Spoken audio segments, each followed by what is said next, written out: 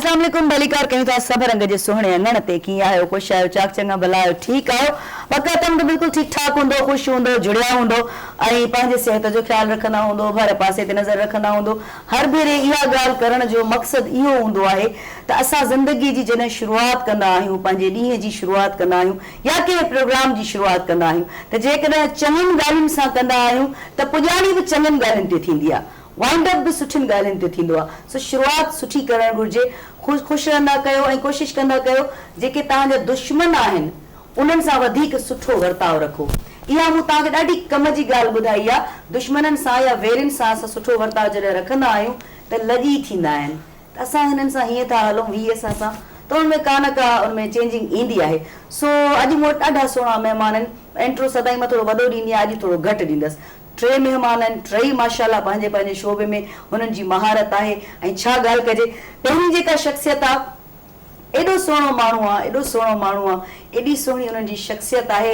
ऐं what is your name my name is 1 2 3 my name is 1 2 3 बाबा जग भी है गिलास भी अंग्रेजी के इतने लफ्ज हैं बाबा इसलिए हमारी बोली का कोई लफ्ज नहीं बोला अचे पियो कुझु ज़हन में छा जानू जर्मन छा त किरदार छा त उहो माण्हू छा त उहो ड्रामो मां नथी भायां कंहिंखां विसरियो हूंदो न विसरी सघे थो अॼु ताईं खेनि इन ई नाले सां यादि कयो वञे थो जानू जर्मन सो आफ्ताब आलम असां सां गॾु आहिनि अस्सलाम वालेकुम वालेकुम अस्सलाम तव्हां एॾी वॾी शख़्सियत आहियो मूं न चाहियो त मां घणो ॻाल्हायां मूं चयो सिधो तव्हां ॾिए ख़ुशि आहियो ठीकु आहे अल्हम्दुलिल्लाह सर मलिका कयूं था जी मां हिकिड़ी ॻाल्हि कयां ज़रूरु माशाल्लाह तव्हांजो नालो आहे सोनी पारस सुहिणी सोनी पारस हा। सोनी जो मतिलबु सुठी हा। ऐं पारस जो मतिलबु चेक करण वारी हा। पर तव्हांजा जुमिला हुआ वाकई सोनी पारस मां एॾो ख़ुशि आहियां प्रोड्यूसर जुल्फ़िकार साहब मूंखे फ़ोन कई पर मां इन प्रोग्राम में ईअं आयो आहियां कि मुंहिंजो उस्ताद मोहतरम GM मुख्तियार लगारी साहब आहे मुंहिंजी जान आहे बिल्कुलु बिल्कुलु ऐं तव्हां असांजी जान आहियो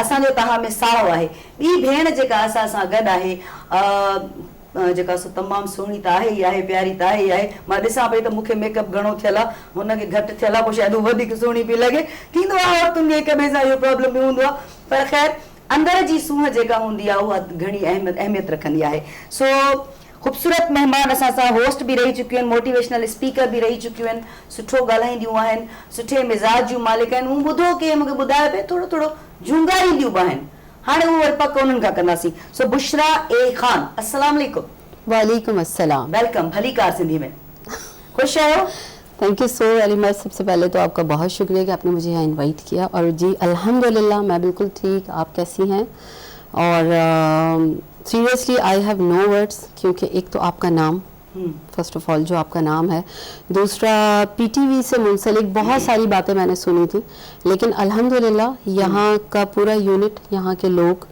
सब बहुत अच्छे हैं ये मैं ऑन एयर कहना चाहूँगी ये तो अच्छी बात है सुठी ॻाल्हि आहे जॾहिं मां चवंदी आहियां जॾहिं तव्हां जूं अखियूं सुहिणियूं आहिनि न त नज़ारा हूअं ई सुहिणा लॻंदा आहिनि सो अखियुनि जो सुहिणो हुजणु ज़रूरी आहे रूह जो सुहिणो हुजणु ज़रूरी आहे घणे भाङे असां रूह सां माण्हुनि खे परखंदा आहियूं त हीउ सुहिणो आहे या कोन्हे सो इन करे रूह असांजो प्योर हुजणु घुरिजे हाणे अचूं था वकालत ॾांहुं अॼुकल्ह जेको आहे सो कॉन्सेप्ट ठही वियो आहे त मूंखे वकील थियणो आहे जेके ॿियो कुझु न आहे थियणो न हल बाबा वकालत था करे अचूं ईअं न आहे हूंदो कुझु माण्हू वकील इन करे थींदा आहिनि त मूंखे वकालत जी ख़बर हुजे कुझु माण्हू वकील इन करे थींदा आहिनि जो मूंखे कानून जी ॼाण हुजे ज़िंदगीअ जे उसूलनि जी ॼाण हुजे ट्रैफिक जा कानून थी विया ज़िंदगी जा कानून थी विया या मुख़्तलिफ़ ॿिया कानून इन लाइ बि पढ़ियो वेंदो आहे पर बेसिकली वकालत छाजे लाइ पढ़ी वेंदी आहे इहो असां पंहिंजे प्यारे दोस्त असांजो भाउ बि आहे असांजो नंढो बि आहे ऐं सुलक्षणो बि आहे सुहिणो बि आहे फैमिली जे हवाले सां उन्हनि वटि केस वेंदा आहिनि क्रिमिनल माण्हुनि जा केस बि वेंदा आहिनि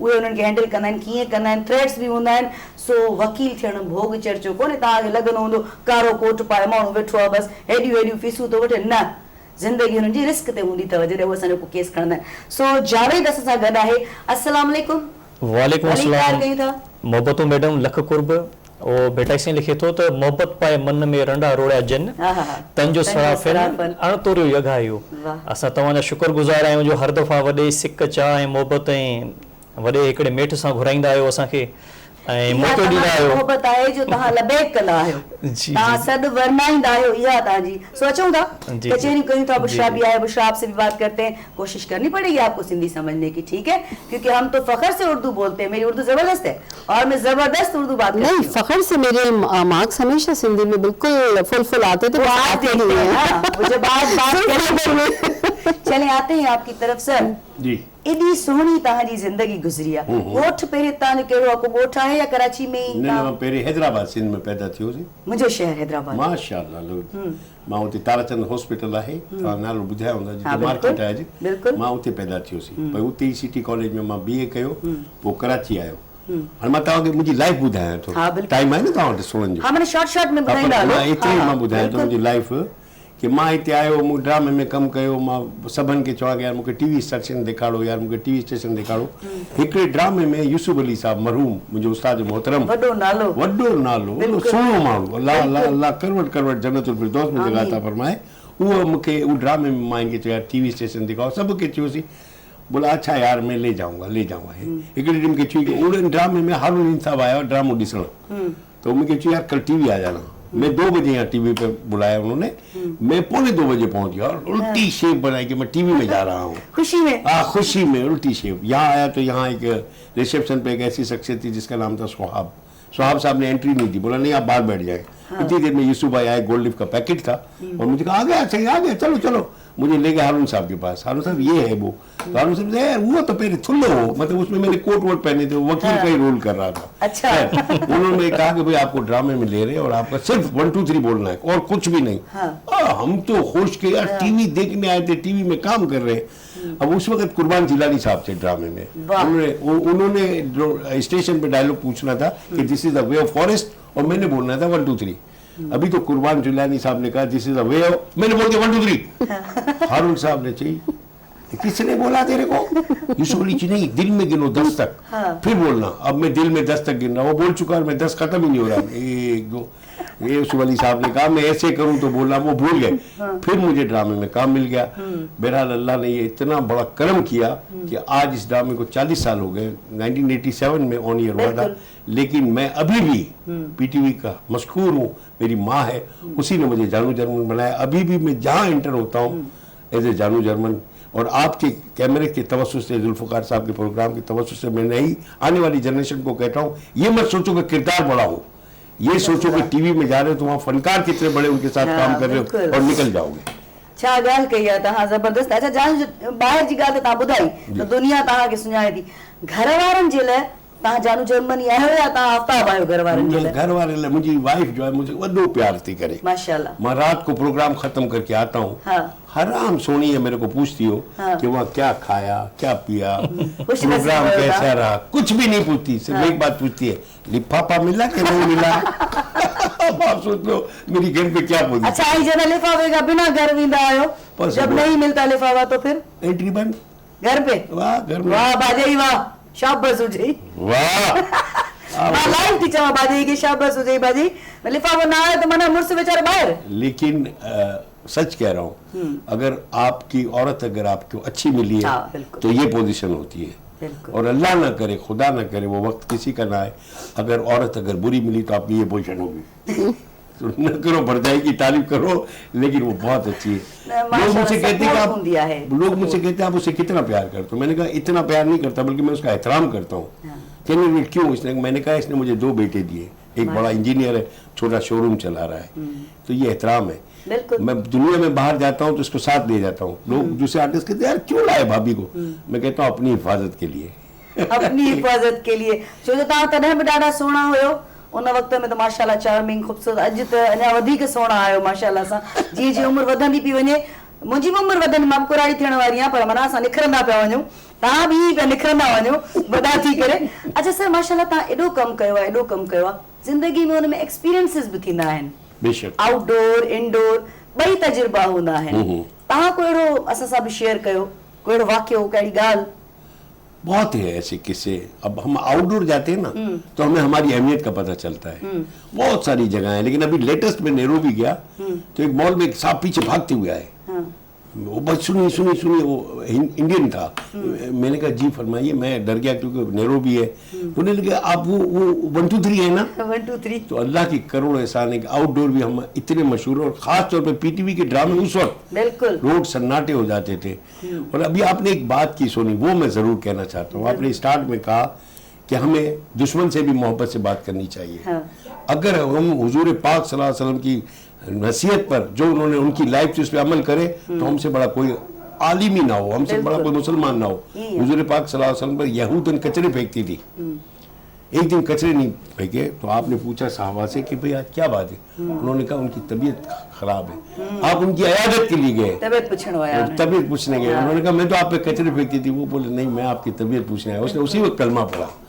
हम मुसलमान अगर ये नोट कर लें, ऐसा नहीं ॻाल्हि खे जेकॾहिं सोचियूं ऐं पंहिंजी ज़िंदगी में शामिल कयूं त मसला ई न थिया। बेशक बेशक थींदा ई कोन मसला। सर अचूं था, तव्हांजी त ज़िंदगी माशाल्लाह एतिरी आहे, एॾा कम आहिनि, अचूं था थोरो बुशरा सां पर मुंहिंजे ख्याल में हा ॿुधी वरितमि, हिकिड़ो क्लिप ॾिसी वठूं था न जानू जर्मन जो। छो त मां त घर में इहो अॼु ताईं बि चवंदी आहियां 1 2 3 टे भेरा थी चवे इहो कमु कर। ॾिसूं नंढड़ो क्लिप, ॾिसी गॾिजी जी, जी। नंढड़ो क्लिप ॾिसूं था। ऐं जेको आहे सो फिलहाल त मां पई नज़र अचां। हाँ, चङी पई लॻा, ठीकु आहे। वाह वाह बाबा, मैं भी आपको यही कहती हूँ, हमने भी जब आफ्ताब साहब की ये बोली सुनी थी, अल्लाह की कसम घर में दिन रात बचपन में नंढे होने में यही बोली ॻाल्हाते थे, ॾाढा मजा आता था और बार बार को बोलते थे 1 2 3 कम करने तो अच्छा नहीं होगा।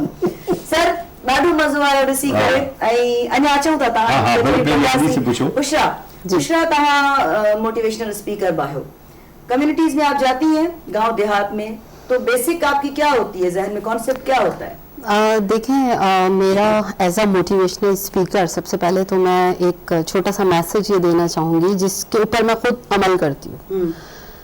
हमारा काम बात दिलों तक पहुँचाना है, दरवाजे पे दस्तक देनी है, ना कि दरवाज़ा तोड़ना है। पहली बात, क्यों लोग ये समझते हैं कि मोटिवेशनल स्पीकर आए शोर शराबा करे और कुछ अजीब जो हम ये कॉन्सेप्ट बना, हाँ एग्जैक्टली, कि ना वो उसमें लैंग्वेज भी कुछ इस तरीके की वर्ड ऐसे कुछ यूज किए जा रहे हैं कि लगता नहीं है कि वो आप एजुकेशन पॉइंट ऑफ व्यू से किसी को गाइड कर रहे हैं या बस आप बस कर रहे हैं। तो ये थोड़ा सा एक कॉन्सेप्ट हमारे बच्चों का। और एक बहुत बहुत बहुत ही अजीब सी बात जो कि मैं आज ज़रूर यहाँ कहना चाहूँगी कि किसी भी पॉजिटिविटी को अगर आप पॉजिटिव वे में नहीं ले सकते तो खुदा के लिए उस पे इतना ज़्यादा तनकीद बुरे अंदाज से ना करें कि लोग सोचें कि शायद सबसे बुरा मैं ही हूँ।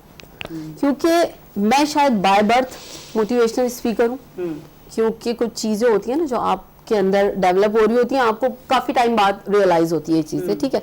तो जब से मैं इस सेशन में आई और मैंने ये सब कुछ स्टार्ट किया तो लोग मुझे बताते थे आप फला उनको देखें, क्योंकि Qasim Ali Shah one of my favourite, no doubt कि उनकी जो बातें होती हैं उसमें एक एजुकेशन का एलिमेंट नजर आता है, रिस्पेक्ट का एलिमेंट नजर आ रहा होता है, ठीक है, तरीकेकार होता है बात करने का, ठीक है।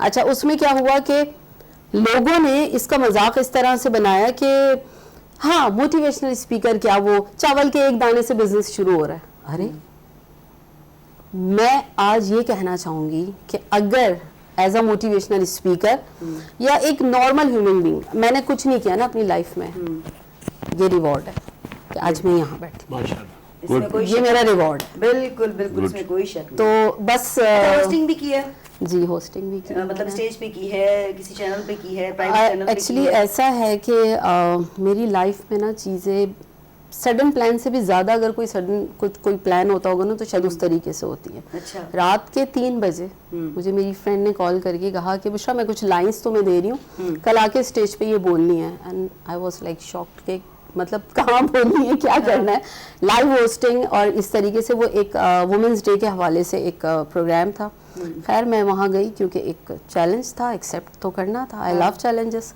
तो मैंने कहा और ये अच्छी क्वालिटी है, बेहतरीन। तो मैंने कहा चले करते हैं। हम जब किया तो दूसरे दिन मुझे अवार्ड के लिए नॉमिनेट किया गया। जबरदस्त, इतना अच्छा। शैला रजा ने जो है ना वो मुझे उनसे मैंने रिसीव किया। फिर उसके बाद वो जर्नी स्टार्ट हुई। फिर मैं गई थी because I was a principal also. और माशाल्लाह हम यूं देख रहे, मैं भी मुझे पता चला मैं 1 2 3 इतनी बड़ी एजुकेटेड के बराबर बैठा हूँ। वकील साहब आप इधर आ गए। मैंने भी बोला था, मैं भी सोच रही हूँ जी। And I got first position in glass painting also, जबरदस्त। तो आर्ट कोऑर्डिनेटर भी रह चुकी हूँ और बहुत सारे एक्सपीरियंसेस किए। अच्छा, लोग बड़े मजे से एक वर्ड यूज करते हैं, एक होता है ऑलराउंडर और एक होता है जिसको कुछ नहीं मिलता वो सब कुछ करता है। मैं कहती हूँ जो स्टेज पे खड़ा होके बात कर रहा है या कर रही है, वो जो तमाशबीन होते हैं ना, आप यकीन करें वो इधर आएंगे ना तो शिवरिंग स्टार्ट हो जाती है। वाह, हर कंहिंजे वस जी ॻाल्हि कोन्हे का। नहीं। ऐं स्टेज ते ॻाल्हाइण मां चवां थी त कैमरा जे अॻियां त ॾुखियो आहे, कैमरा जे अॻियां ॻाल्हाइण बि सवली ॻाल्हि न आहे, पर स्टेज ते तव्हांखे उन महिल ई जवाब मिलंदो आहे, रिस्पॉन्स मिलंदो आहे। बिल्कुलु। छो त माण्हू टमाटा पटाटा बसर सभु खणी ईंदा आहिनि गॾु, त जेकॾहिं को बंदि थिए त ठका उतां ई। सो अच्छा, स्क्रीन ते नंबर, यस बॉस, हेॾा अॻु ॿुधणो पवंदो आहे, दड़का जेके हूंदा आहिनि मज़ेदार हूंदा आहिनि, ॾाढो सिखंदा आहियूं। अच्छा, स्क्रीन ते नंबर ईंदो हूंदो थोरी देरि में, कॉल कयो, शामिल थियो 9923 1098, ठीकु आहे। सिंधीअ में ॿुधायो न मूंखे, पोइ मां इहो त चवां पई बाबा 99, ठीकु आहे, 23 1 ॿुड़ी 9 8, ठीकु आहे। इन ते कॉल कयो, पर वरी साॻी ॻाल्हि रिपीट कंदसि मां, टीवीअ जो आवाज़ बंदि करे छॾिजो, ठीकु आहे। जेकॾहिं मुंहिंजो आवाज़ जेको एॾो सुठो कोन्हे पर पंहिंजो आवाज़ ॿुधण जो शौक़ु अथव त राति जो रिपीट थींदो 12:30 वॻे, उन महिल पंहिंजो ऐं मुंहिंजो गॾिजी आवाज़ ॿुधी वठिजो, ॿियो वरी छा। अच्छा, सुबुह जो हलंदो वरी 8:15, ईअं न, 8:15 वॻे न, हेॾा पुछां पई मां सभिनी खां, मां इशारनि में पुछंदी पई आहियां। सो तव्हां उहो ॾिसी सघो था, ऐं पंहिंजो आवाज़ ऐं मुंहिंजो। सो स्टेज ते ॻाल्हाइण, स्टेज ते कंपेयरिंग करणु ॾाढो ॾुखियो मरहलो हूंदो आहे। कॉल रिसीव कयूं। हाँ, बिस्मिल्लाह। अस्सलाम वालेकुम। वालेकुम सलाम। छा चवां बाबा, केरु पिया ॻाल्हायो, कहिड़े शहर खां? मां राशिद तुनियो थो ॻाल्हायां। राशिद तुनियो, किथां खां पिया ॻाल्हायो, कहिड़े शहर खां? मां त हुते लाड़काणे जा, पर हींअर इस्लामाबाद में आहियां।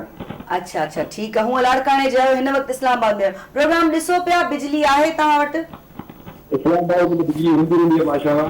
इलाही जॻहियुनि ते कोन हूंदी आहे, मुंहिंजी मारो टिकड़े अंदरि रहे थी, उते कट वेंदी रहंदी आहे। अहिड़े एरिया में त बिजली वेंदी ई न आहे न। ठीकु आहे, को ॻाल्हि पुछंदो, को सवाल कंदो? जी, का ॻाल्हि पुछंदो? एॾा सुहिणा महिमान वेठा आहिनि, आफ्ताब साहब असां सां गॾु वेठा आहिनि, जावेद बुशरा असां सां गॾु आहिनि, को सवाल कंदो? महिमान माशाअल्लाह, महिमान सुठा, महिमान पसंदि आया, तंहिं करे तव्हां कॉल कई। ठीकु आहे, को सवाल ज़हन में कोन थो अचे? भला को न्यापो ॾियो सॼी दुनिया जे लाइ, जी, को न्यापो ॾियो। टीवी जो आवाज़ ॿुधो पिया न, ॾिसो हेलो, तव्हां टीवीअ ते आवाज़ ॿुधो पिया त मुंहिंजी ॻाल्हि कीअं सम्झंदो मुंहिंजा भाउ?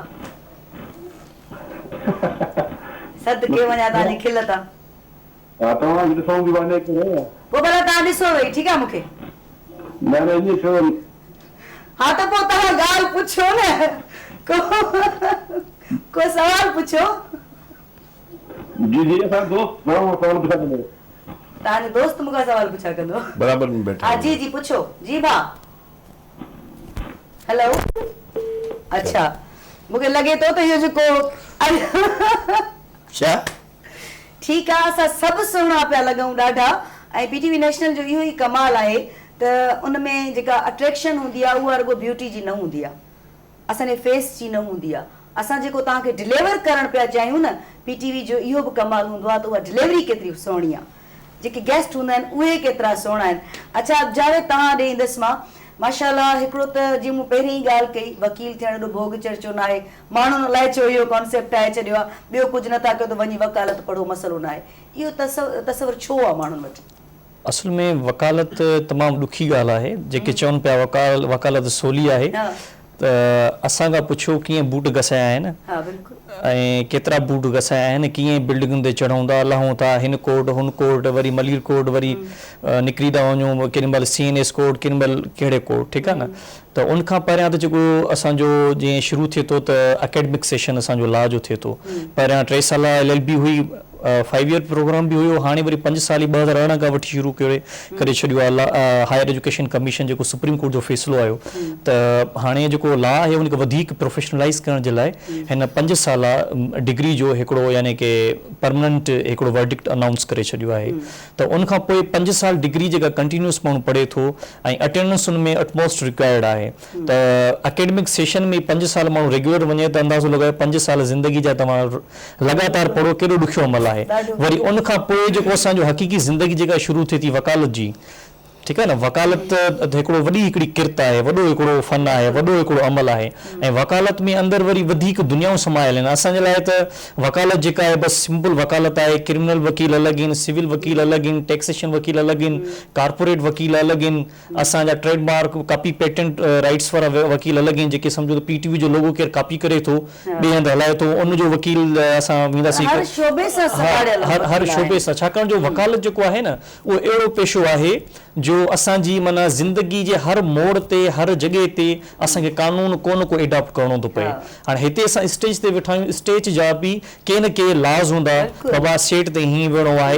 इहे बि जेके आहिनि असांजा एनवायरमेंटल लॉज में जेकॾहिं असां पढ़ूं या स्टूडियो लॉज में असां मैनर्स में पढ़ूं त उहे बची था वञनि। त लॉ जेको सॼो जेको मुश्तमिल आहे उहो कंडक्ट ते मुश्तमिल आहे। त ऐं उन खां बाद में जेकॾहिं उन कंडक्ट में बदनीयती शामिल आहे, जेके असां मेंसरिया लॉ जी लैंग्वेज में चवंदा आहियूं, माना बदनीयत इंग्लिश में या उनखे चवंदा आहियूं लीगल लैंग्वेज में। त पोइ जॾहिं उन लॉ लैंग्वेज में बदनीयती शामिल थी वेंदी आहे त उते असांजा पाकिस्तान जो जेको फंडामेंटल राइट्स आहिनि आर्टिकल 8 खां 28 ताईं 1973 वारे आइन में जेको ज़ुल्फ़कार भुट्टे साहब ॾिनो असांखे, उहे ऑटोमेटिकली हिकिड़ो जनरेट थी था वञनि। जनरेट मां मुराद उथी खड़ा थियनि था।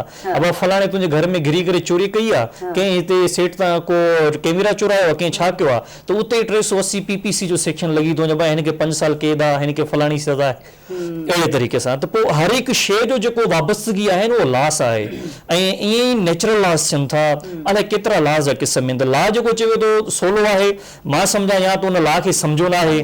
त उहो जीअं भिटाई से लिखे थो त इश्क ना है रांद जो कनिस गभरू, जीव जिसे जान जी पुछे जो है कांद, सिसी ने जे पांद हाणे त बद थिए। वकालत आउं चवंदुमि ईअं इश्क वांगुरु आहे। इश्क जेकॾहिं वकालत सां इश्क थी वई त बाबा राति जो बि चवंदा वकील पढ़ंदा वेठा। ऐं हक़ीक़त में असां पढ़ंदा रहंदा आहियूं, खाली रुगो कोर्स जेके पढ़ी रहिया आहियूं उहे असां न पढ़ंदा।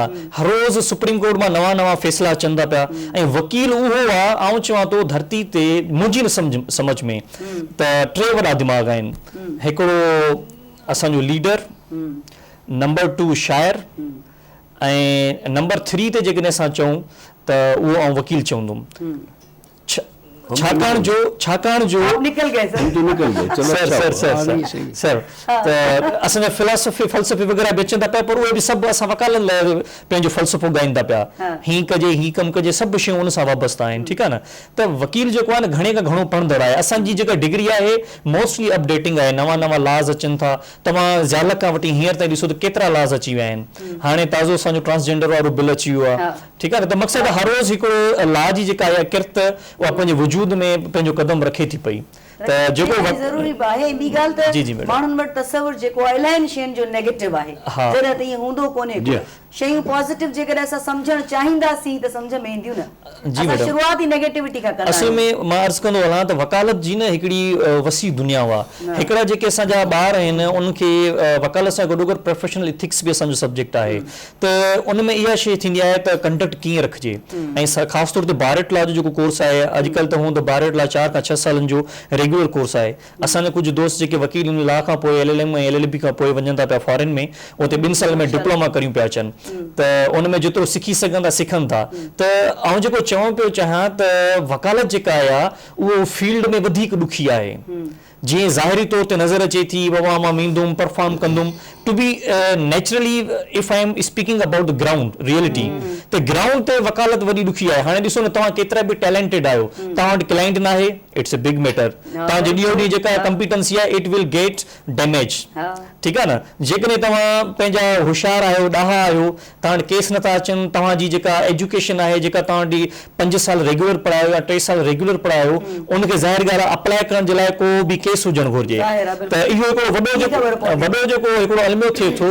नओं जेको माण्हू फील्ड में अचे थो या जंहिंजो फैमिली मेंबर मां को बि वकील न आहे, को बि ख़ानदान मां को वकील न आहे, त उनजे लाइ जेको वॾो मसइलो थिए थो न, जीअं ख़ासि तौर ते मुंहिंजे लाइ I am the very first person in the field of judiciary litigation.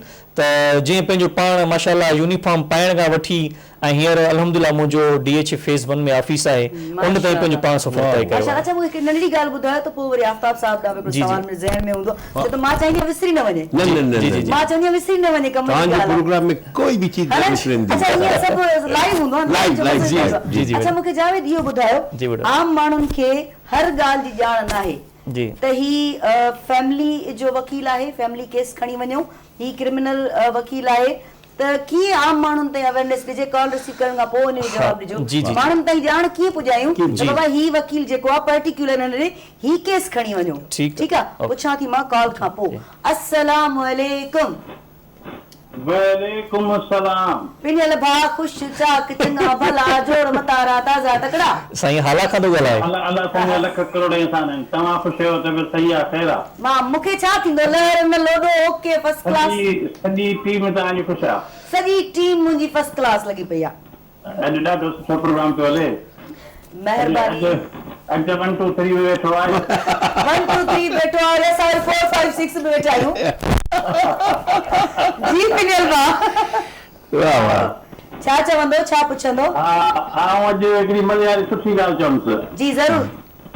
जॾहिं अंग्रेज़नि असांजे सिंध ते कब्ज़ो कयो त सिंध जे माण्हुनि उनजी सख़्त मुखालफ़त कई, एतिरी मुखालफ़त कई जो उन्हनि जे कंहिं बि ॻाल्हि खे मञण खां इनकार कंदा रहिया। उनजी सज़ा में अंग्रेज़नि सिंधी माण्हूअ खे फ़ौज में बि न खयो ऐं तइलीम खां बि परे रखियो।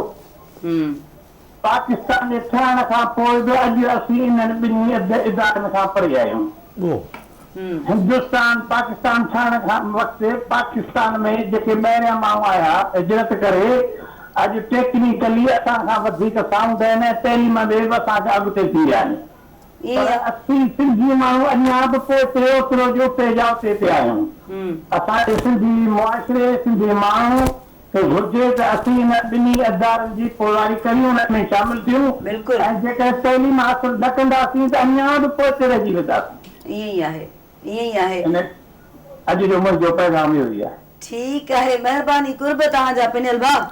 ख़ुशि जो आबाद हुजो। लख थोरा, मूंखे ख़बर आहे पिनियल भाउ इलाही ॻाल्हाइणु चाहींदो आहे, घणियूं ॻाल्हियूं हुनखे हूंदियूं आहिनि, ऐं जावेद बि संदसि ॻोठ जो आहे, ओॾा बि ॻाल्हाया, पर अॼु हू फोकस करे वेठो हुयो त कॉल लॻंदी त ही कम जी ॻाल्हि मां पहुचाईंदुसि। जेका पिनियल भाउ तव्हां सही कई, असां सिंधियुनि खे, सिंधी ॾाढा टैलेंटेड आहिनि। सिंधी छा, असांजे पाकिस्तान जी हर ॿोली ॻाल्हाईंदड़ ॾाढो टैलेंटेड आहे। पूरो पाकिस्तान जेको आहे न, हुन में तव्हां हर ॿोली खे खणो, सभु टैलेंटेड आहिनि। उन्हनि खे रुगो दग घुरिजे थो, सम्झणु घुरिजे थो त असांखे वञिणो केॾे आहे, तय कोन करे सघंदा आहियूं। असां छा कंदा आहियूं, सभु कुझु गॾु खणंदा आहियूं।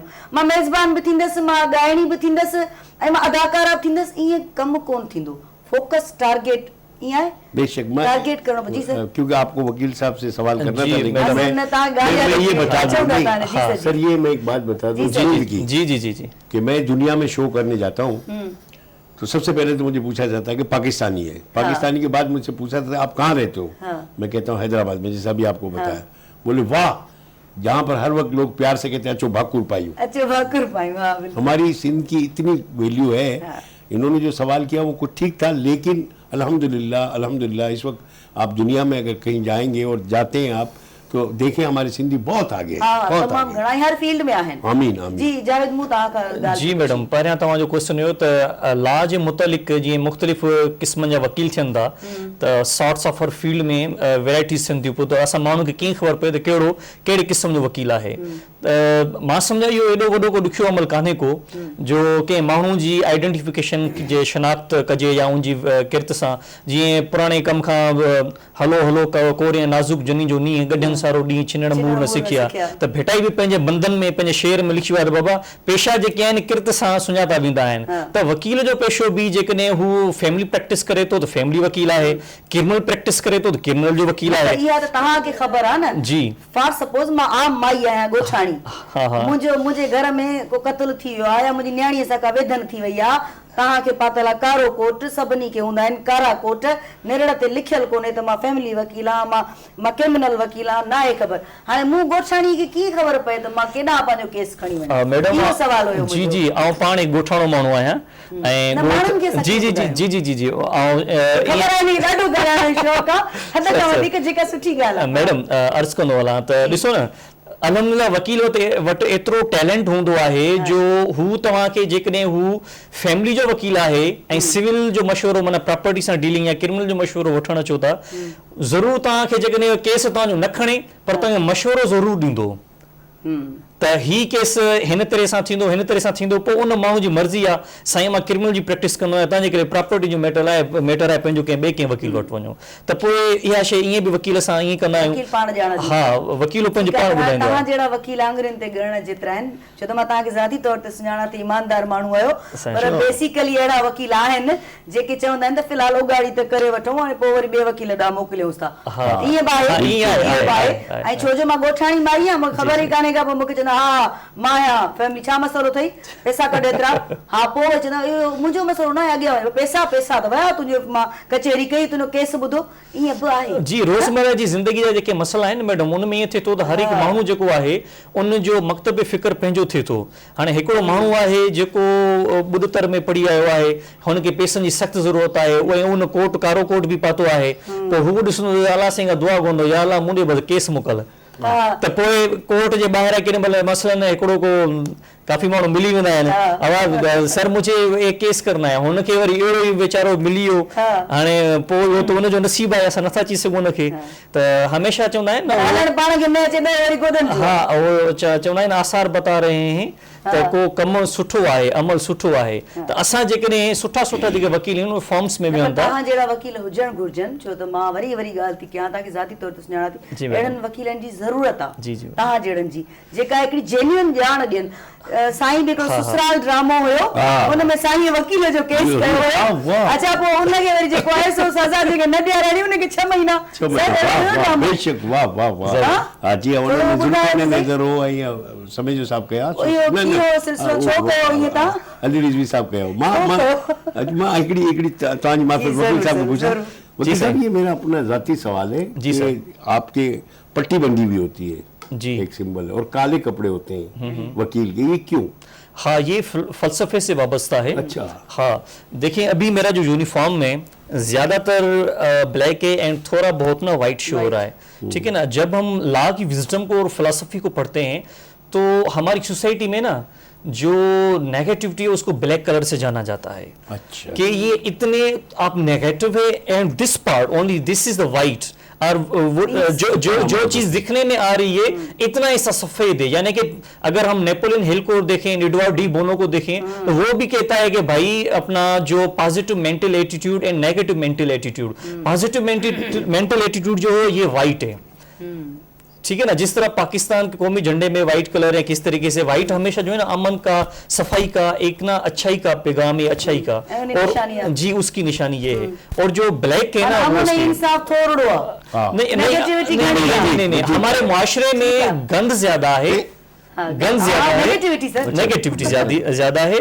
और मां जी साईं भी एक शेर पढ़ा था ना, अंडरात कह रहे, मैं समझा मेरी तरफ कहेंगे कि मैं चुप हो गया। जावेद ने बिठाई सरकार का खूबसूरत। असल में जावेद भाई ये प्रोग्राम ऐसा है कि इसमें ना इनके पास कोई लिखा हुआ है ना आपके पास है। जी जी जी। पब्लिक हमें वो देखना चाहती है कि हम क्या है लाइफ में। जी जी। अब जैसे हमसे किसी ने पूछा, यार रियल बता रहा हूँ, आप सुबह खाने में क्या खाते हैं?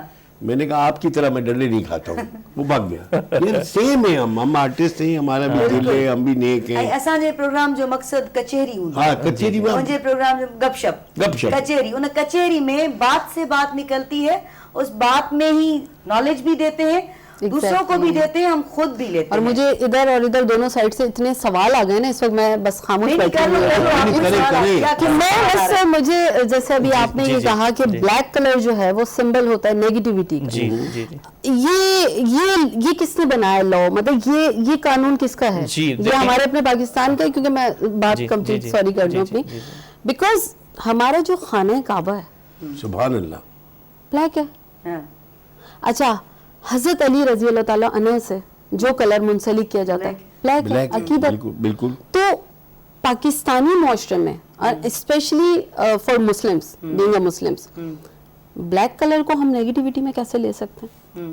हम ये भी तो सोच सकते हैं कि जो आंखों पे पट्टी बंधी हुई है, जब वो उतरेगी सब कुछ वाइट ही वाइट है, एग्जैक्टली देखिए वो एक शेर मुझे सही याद नहीं आ रहा वो जिसमें शैतान कहता है कि आज मैं भी साहिब औलाद हो गया समथिंग, लेकिन अगर वकील ना हो पैदा हुआ वकील तो शैतान ने कहा, खुश हुआ शैतान ने कहा कि आज मैं औलाद साहिब औलाद हो गया, क्योंकि देखिए अगर वकील ना हो शुजाअबादी तो का अच्छे फैसले भी तो नहीं होते फिर। अकबर अल्लाह नहीं, लेकिन जो फलसफा होता है ना, उस फलसफे को समझने की बात होती है। इन्होंने बात की कि हाँ मैडम, जी जी मैं अर्ज करता चलूं, देखें हमारे कुछ प्रोफेशंस जो होते हैं उनका किसी ना दीन और अकीदे से ताल्लुक नहीं होता, और जो फलसफी होता है ना वो इंसानियत की उस लेवल पे होता है जो तमाम हदें, तमाम ये तरह तरह की जो चीजें होती है ना वो क्रॉस कर चुका है, ना वो हिंदू होता है, ना सिख होता है, ना मुस्लिम होता है। लॉजिक अलग चीज है, फलसफा अलग चीज है, लॉजिक मंतक को कहते हैं जी। वो न्यूट्रलिटी इंटेलेक्चुअल लेवल उसका इतना हो जाता है कि माशाल्लाह ही touch the peak of positivity. तो इस हवाले से मैं नहीं कहता, मैं खुद अल्हम्दुलिल्लाह मुस्लिम हूँ, और माशाल्लाह ये कलर जो है हजरत आदम अलैहिस्सलाम से चलते आ रहे हैं, और हमारे यूनिवर्स में भी बहुत सारे जो ओरिजिनल कलर है ना वो एक वाइट है और ब्लैक है, और दूसरा आई थिंक रेड है। ये जो है ना मदर ऑफ कलर से, इन्हीं में से सारे कलर पैदा होते हैं। बिल्कुल। आई तां जी गाल असा समझी वासी, बुशरा आप भी समझ गई होगी कि वो न्यूट्रल होता है, ये जो ना न्यूट्रल एक इन्होंने बात की। और सारे कलर खूबसूरत हैं, सारे मजहब खूबसूरत हैं, सारे फिरके खूबसूरत हैं, जो भी अकीदे हैं बड़े खूबसूरत हैं। कुरान पाक में इरशाद है कि हर अकीदे का, हर मजहब का, रंग नस्ल का, सबका आपको एहतराम करना लाजिम है। बिल्कुल। हम कौन होते हैं उस पे क्वेश्चन मार्क करने वाले। अल्लाह ताला एक जगह फरमाता है कुरान में कि मैडम ऐसा ही है ना, बिल्कुल कुरान पाक की एक आयत मुझे ज़हन नशीन हो गई है कि ए ईमान वालों आप दूसरों के खुदाओं को ना बोलो कि वो आपके खुदा को गलत सलत बोले। बिल्कुल, मौका ना दें, मौका ना दें। तो जब तब होगा जब आप एहतराम करेंगे तो जी जी। और फिर आगे आता है लकुम दीनुकुम वलियुद्दीन, आपके साथ आपका दीन है, उनके साथ उनका दीन है। और फिर आगे कहता है कुरान पाक में इरशाद है कि ए नबी आज मैंने तुझ पर तेरा दीन मुकम्मल किया और तुझ पर तेरी रहमत पूरी की, मैंने तेरे लिए दीन इस्लाम चुन के पसंद किया और तेरी पहचान मुसलमान है। तो यहाँ पे सारा मुकम्मल हो गया। बिल्कुल। अब इसको समझ इनके समझने की जरूरत है तमाम बड़ी। अच्छा वकील सर, साहब के पास बैठने के बाद सर ये बहुत ज़हीन ये बनता है। पता, हाँ ज़हीन भी है, और ये भी है कि हम कुछ ना बोले, यही सुनते रहे। अच्छा पता है एक जिस वक्त मैं मास्टर्स कर रही थी तो मेरी एक ख्वाहिश थी LLB करने की। अच्छा।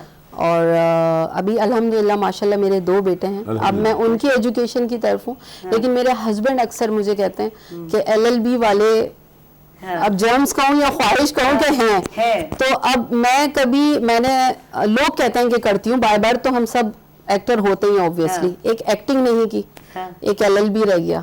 आज के बाद अब मैं कुछ नहीं कह सकती, चैलेंज मिला। अच्छा, एक्टिंग वाली क्वालिटी भी है। हाँ, तो और ऐसी जगह इन्होंने बात की है कि जो हमारे GM है मुख्तियार लगारी साहब, उनको आर्टिस्टों की बड़ी तलाश है, बड़ी तलाश है। बड़ी, मैं फैक्ट बता रहा हूँ। बस सही चलते मैं ये जब तो इन्होंने डायरेक्ट पैगाम हाँ भेजा ना। माशाल्लाह एडो कम कयो आहे ताकि को काउंटिंग आए ताकि याद आए। न सिंधी प्लेस घणा क्या है ना, हाँ, उर्दू सिंधी, प्लेस माना उर्दू। अंग अखर याद ना है न मूंखे यादि न आहे, पर मूंखे इहो यादि आहे कि मां जो बि फिल्म में कमु कयो या अल्हम्दुलिल्लाह डायरेक्टर से वठी आर्टिस्ट मूंखे एॾी इज़त ॾींदा आहिनि कि उनमें हाईलाइट ई थियो वो तो तव्हांजो कम ही अहिड़ो आहे माशाल्लाह। अच्छा कैरेक्टर सभु कया आहिनि? सब एक रह गया है, वो भी मैं करता हूँ लेकिन वो घर पे पागल का। जी जी जी। अच्छा देखिए, हम ऐसे ही क्योंकि कचहरी में तो हम बड़ी मजे की बात करते हैं। वकील साहब ये केस किस पे जाएगा, ये जरा वकील साहब से मशवरा जी जी सर। मेरा कोई केस ना जी सर। एक मेमन के घर में एक चोर घुस गया, बड़ी तवज्जो से सुनिएगा वकील साहब, ये केस किस पे जाएगा। चोर आया और उसने पिस्तौल निकाली, ए बता सोना कहाँ है, फिर कहा ए बता सोना कहाँ है, उसने कहा भाई जहाँ तेरे को जगह मिलती है सो जा। अब ये किस पे गया केस, चोर पे गया या उस पे, ये बताना पड़ेगा। हाँ, इसको हम हाउस लर्किंग में कह सकते हैं कि किसी के घर में सेक्शन 144 से लेके 149 तक जा, आपको पता है कहाँ पे लिखते हैं भाई यहाँ पे 149 लग गया है, यानी कि यहाँ पे ममनू हो गया है, इस जगह पे आपको नहीं जाना। तो यहाँ पे चोरी भी नहीं हुई और बंदा जो है वो किसी के घर में भी दाखिल हुआ तो यहाँ पे दूसरे घर के किसी दूसरे बंदे के घर में दाखिल होने के लिए एक्चुअली उसने ट्रेसपास कमिट किया, तो यहाँ पे 145 से 149 के सेक्शन लगते हैं। लेकिन ये तो गोल्ड की बात कर रहे गोल्ड की बात कर रहा हूँ। अच्छा। उसने कहा कि कहाँ सोना है, उसने बोला ए बताओ कहाँ सोना है, उसने बोला भाई जहाँ जगह पड़ी है सो जा। तो अगर हम इसको, मैं आगे सर कुछ ऐड कर रहा था, अगर हम इसको उस कैटेगरी में जो चोरी ये और जहाँ डकैती वाली सूरत में लेके जा रहे हैं, तो उस सूरत में ये जो है ना एक्चुअली ये रॉबरी और डकैती कहलाती है, ठीक है ना। जो ऐसे किसी के घर में मत घुसिएगा, 396 में आते हैं। मेरी गैंग के बहुत चोर है, वो सब भाग जाएंगे, प्लीज यार ना करें। अच्छा सर मां बताओ ॿुधाए मां हिकिड़ी बि वकील साहब से गॾु हिकिड़ी सर कचेरी आहे न, जी, जी, मां हिते जो बीठो आहियां न, हिन में जाने जो न आहियां, मां तव्हां जहिड़ो ई आहियां, अॼु जहिड़ो ई जी सर। आहियां। ऐं पब्लिक जो पाण ॾिसे थी न, वो ॾिसे थी कि यार इहो पर्सनल लाइफ में कहिड़ा आहिनि। तो सही अभी पर्सनल लाइफ में भी हम लोग हंसते हैं, खाना खाते हैं, लेकिन हमारी पर्सनल लाइफ में एक बड़ा दुख है कि हम लोगों को टॉर्चर कोई करता है तो फौरन लगता है, हम ये नहीं कहते यार ये क्यों कहा, लग जाता है। अभी मैं आपको हम सेंसिटिव होता है, आर्टिस्ट बहुत सेंसिटिव होता अब जैसे इन्होंने कहा कि वो भी है यहाँ आर्टिस्ट भी है, अब मुझे इनके बेटों से मिलना पड़ेगा, तो उनमें से किसी एक को एक्टर बना लूं। सर जो मेरा छोटा बेटा है वो यहाँ पीटीवी आ चुका है। मेहरबानी करके मुझे सवाल करने दो काइंडली, थोड़ा डिस्टर्ब किया में डिस्टर्ब होता ही नहीं अभी है। मेरे जहन में इतनी चीजें हैं आपके लिए हुकुम। सर आपने माशाल्लाह इतना, आपकी बात याद आ रही, हमारी कम्युनिटी के चोर भाग जाएंगे। यही कह रहा हूँ, नहीं अभी तक कम्युनिटी का नहीं कहा है, मैं देखा बहुत अच्छे, जर्मन जितना तो कोई नेक है ही नहीं। साईं जानू जर्मन साहब जी सही, आपसे तव्हां सां मिली करे मूंखे ॾाढी ख़ुशी थी आहे। अल्हम्दुलिल्लाह। माना तव्हां जे लाइ एतिरो सिक में हुयमि त साईं सां किथे मिलूं, कीअं मिलूं, ऐं माशाल्लाह हिते इन स्टेज ते पीटीवी ऐं मैडम सोनी पारस जो महिरबानियूं आहिनि, साईं मुख्तियार लगारी साहब जो हेड़ी इन गरजाणी कोठाई आहे, ऐं असां तॾहिं नंढड़ा हुआसीं, बामणा पाईंदा हुआसीं या कुझु सम्झ ॻाल्हाइण वारा, या आस्ते आस्ते यूनिवर्सिटी दौर में बि तव्हांखे ॾिसंदा आया आहियूं। मुंहिंजी हिन वक़्तु 3 साल पूरी उमिरि आहे। कितनी? 3 साल माशाल्लाह, ठीक मेरे सर। को लगा 22 है। हाँ वकील की जी जी जी, त माशाल्लाह 70 कोन लगंदी हूंदी न मूंखे पाण पोते जी लगी थी 70 न कयो थी। अॼु तव्हांखे आम्हूं साम्हूं ॾिसी करे, तव्हांखे ॿुधी करे ॾाढी ख़ुशी थी आहे, अल्हम्दुलिल्लाह, ऐं सदाईं ख़ुशि हुजो, आबाद हुजो। और मैडम ने बहुत अच्छी बात की कि मैं ना इस तरफ आर्टिस्ट बैठा हुआ है, इस तरफ यानी कि वकील बैठा हुआ है। जो मैडम में मैंने पॉजिटिविटी नोट की वो ये है कि जो दुनिया के ज़हीन तरीन दिमाग होते हैं ना, वो किसी भी चीज़ सीखने में किसी भी उम्र में आर महसूस नहीं करते। वाह वाह वाह वाह, ठीक है ना। तो मुझे मैडम की ये बात बहुत अच्छी लगी। आपको ही मैडम कह रहे हैं, फिलहाल उन्होंने जी गाल पे करे, वो तो उन्होंने तो खुद बता दिया मैं प्रिंसिपल हूँ, तो मैडम तो हो ही गई, और बोलना भी पड़ेगा। जी। अच्छा वकील साहब, सॉरी टू से, जी। जैसे आप एडवोकेट हैं माशाल्लाह, और अधि के सामने तो बोलना बड़ा मुश्किल होता है, क्योंकि होस्ट जो होता है ना उसके पर अल्लाह का ये करम होता है कि एट ए टाइम उसको फिर बदी आती है। अभी आपने जैसे उसका मैसेज सुना तो उसको कह दिया कि यार वो जरूर बहुत सारी बातें करेंगे, लाइन कट दी, तो ये कमाल होता है होस्ट का, ये अल्लाह का एहसान है। लेकिन मेरा ये जो प्रोग्राम होता है उन जो हिकिड़ो ॿियो बि हूंदो आहे फॉर्मेट, आम तौर ते होस्ट रुगो ॻाल्हाईंदा आहिनि महिमाननि खे, पर मुंहिंजे प्रोग्राम में ईअं न हूंदो आहे। मुंहिंजे प्रोग्राम खे महिमाननि लाइ मैदान हूंदो आहे, त तव्हां कचहरी कयो, भली तव्हां पाण में कयो, असां ॿुधूं। मैडम एक चीज और मैं ऐड करता चलूं, हमारा मैंने जब मैट्रिक का कोर्स पढ़ा रहा था, क्योंकि मैं जी हाँ मैं पढ़ाता भी हूँ, पढ़ाता भी हूँ जी, मां लापरवाही जी सही मैडम जे करे पियो चवां त मैडम मैं समझ रही जॾहिं उन में हिकिड़ो लेसन 2 आई थिंक, उन में 2 पोर्शन्स आहिनि, हिकिड़ो ए टीचिंग ऐं बी फिशिंग आहे। त टीचिंग में हिकिड़े हंधि लाइन लिखियल आहे, उस्ताद जे लाइ फारसी ॿोली में उस्ताद खे आखूंद सॾींदा आहिनि, ऐं उन आखूंद जी जेका डेफिनेशन लिखे थो, आखूंद हिकु अहिड़ो माण्हू आहे जेको हर माण्हू खां, चाहे उमिरि में नंढो हुजे या वॾो हुजे, उन खां सिखण लाइ जेकॾहिं का शइ मिलंदसि उन खां खसी वठंदो आहे, सिखी वठंदो आहे। वाह वाह, ठीक है ना। इनी शे जे लाइ को शायर लिखे तो त कायर कद कछन नंढ वॾाई ते ना ड्रयो जल्द वञनि डिघा पाछा शाम जा। वाह वाह वाह, ठीक है ना। इनके माना स्पेशली शायरी जेके प्रोग्राम में जमाने वारो शायरी ॿुधो जी सर। मां हिकिड़ी अर्ज़ कयां तो शायरी में भी घुराईंदासीं, ॿिए 2 टे प्रोग्राम में घुराईंदासीं जिते वकील साहब भी पाण खे ॿुधाईंदा कि छा छा।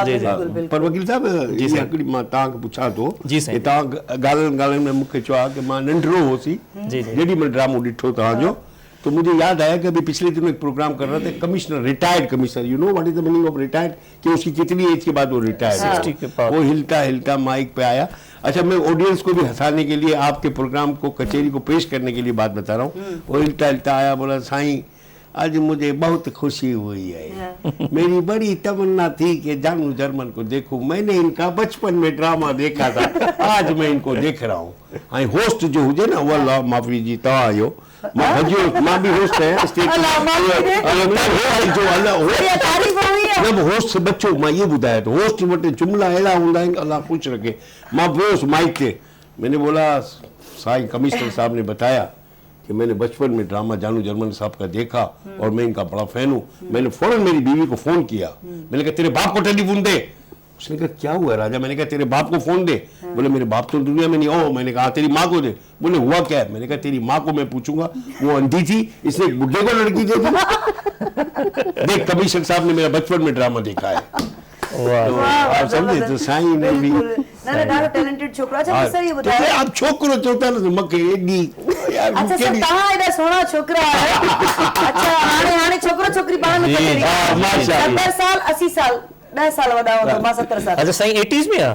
हाँ मां हाँ 80 चो 90 चो, नहीं, बस ये दुआ करो कि अल्लाह कोई मोटा पहचान न इसलिए करे। नहीं पा रही हूँ, आज कैप नहीं है ना। कैप नहीं है, कैप नहीं है, कैप लाए मम्मी उतरवा दी। उतरवादी। अच्छा सर मूंखे इहो ॿुधायो, तव्हां ॿाहिरि मुल्कनि में विया आहियो, सॼी दुनिया अल्हम्दुलिल्लाह। माशाअल्लाह तव्हां घुमी जी। आहे, किथे तव्हांखे कहिड़ी जॻह ते तव्हांखे वधीक सुठी मोट मिली? मां तव्हांखे ॿुधायां, घणे खां घणी? हर जगह मोट मिले थी। अमेरिका में जिते पंहिंजा पाकिस्तानी भाउ आहिनि, इंडियन आहिनि, उते वधीक मोट मिले थी। छो भला असांजा ड्रामा जो आहे न पहिरें जा, जानू जर्मन ऐं स्टेट ड्रामा, अल्लाह गनी, तो इंडियन ॾिसंदा उहो वाह वाह वाह एॾी। अच्छा इंडियन सभी जी ख़ूबी आहे, पर इंडियन ऑडियंस जी इहा ख़ूबी आहे, उहो एप्रिशिएशन ॾाढो करनि था, ॾाढो करनि। उन्हनि खे ई न भेदभाव कि पाकिस्तानी, उहो चिंता आहे आर्टिस्ट आहे, असांजी लाइफ ॿुधाए आहे। हाणे मां तव्हांखे हिकिड़ी अर्ज़ु कयां जी, साईं वकील साहब जी साईं। तो आप तवज्जो जरूर दीजिएगा क्योंकि 5-6 केस आपको दे रहा हूँ। अभी दूसरा केस आ हाँ आ रहा है, ये किस पे लागू होता है। मैं ये केस अपना सुना रहा हूँ। मैं सुबह ही सुबह उठ के आहिस्ता आहिस्ता किचन की तरफ गया, मेरी बीवी ने देखा कि ये क्या कर रहा है। मैं गया, मैंने शुगर का डब्बा खोला, हाथ घुमाया और ढक्कन बंद करके वापस आ गया। अभी दूसरे दिन फिर गया, फिर उसने देखा कि ये क्या कर रहा है। मैं गया, शुगर का डब्बा खोला, ढक्कन बंद किया, तो उसने कहा ए रज्जाक के बाप, पागल हो गए हो क्या? आपको क्या लगता है हम शुगर खा जाते हैं? अरे हमारे पास तो कोई मेहमान भी आता है तो हम उसको बोलते नहीं शुगर इस्तेमाल नहीं करना, और आप रोज जाने जाके डब्बा चेक करते हो। मैंने कहा चुप कर। रज्जाक की माँ मेरे को बोलती है पागल हो गए। अरे मेरे को डॉक्टर ने कहा है कि सुबह ही सुबह अपनी शुगर चेक किया करो। अब वकील साहब ये किस पे केस लागू है? सर आप माशाल्लाह बहुत मज़ाहिया हैं, और बातों बातों में ऐसा मजाक छोड़ जाते हैं जो कि डॉक्टर थे सर, डॉक्टर थे, डॉक्टर से। हाँ अक्ल बड़ी है भैंस, हाँ तो डॉक्टर पे जाएगा, डॉक्टर पे जाएगा बिल्कुल। कि उसने क्यों कहा सुबह सुबह शुगर चेक करो? बता दिया मेरी बीवी। कैसी उस पे है, उसकी बीवी को आपको जानता होगा। ठीक है। अच्छा सर को वाक्य शेयर कियो असां सां, महमूद सिद्दीकी वारनि सां बि कमु कयो तव्हां, नाला आहिनि अल्लाह अल्लाह अल्लाह। सभ खां वधीक मुंहिंजो उस्ताद जो हो, जो मूंखे प्यार तो कई ड्रामे में, हारून रशीद साहब तो हुआ, पर फेस भोगियो साहब, वो माविन प्रोड्यूसर हुआ। हिकिड़ो सीन हो जिनमें मां खाया, तो मैं खाना खाया वकील साहब, और बहुत मोटा हो गया अदी को समझाने के लिए। अब हम उठ नहीं सकते, और हमें उन्होंने कहा कि साहब अब ये इतना खा लिया कि इसको ऊँट पे बिठाओ। अब उसमें पसीना दिखाना था। मैंने फर्स्ट टाइम अपीयरेंस की थी, पसीना कोशिश कर रहा था, लेकिन पसीना गाढ़ा। अब देखिए फेसबुक को अल्लाह करवट करवट जन्नतुल फिरदौस में जगह था फरमाए। वार्डरोब में गए, पुराना एक बर्तन लाए, जंग आलू है, और उसमें पानी डाला और घुमाया, और फिर मेरे मुंह पे छींटे डाले। हारून साहब जब जिस तरह आपका प्रोड्यूसर बैठे हुए ना जुल्फकार साहब, हारून साहब ने उधर से कहा वाह जानू जर्मन वाह।